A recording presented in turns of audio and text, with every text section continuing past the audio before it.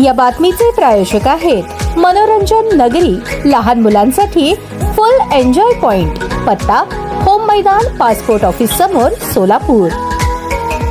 लोकनेते राजाभाऊ सरवदे तसेच प्रमुख मान्यवरांच्या हस्ते बुद्ध फुले शाहू आंबेडकर यांच्या प्रतिमेस पुष्पहार अर्पण करून सामुदायिक बुद्ध वंदना घेण्यात आली।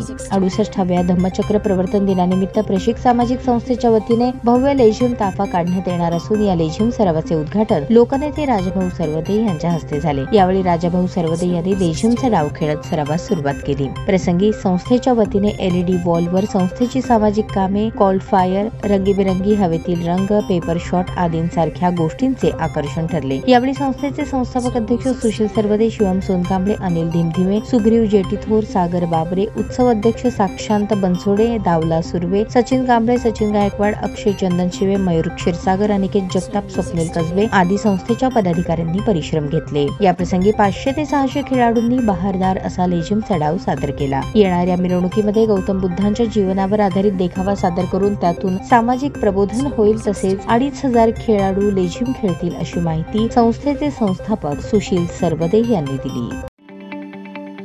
ताज्या बातम्या पाहण्यासाठी प्राईम महाराष्ट्र न्यूज चॅनलला सबस्क्राईब करा।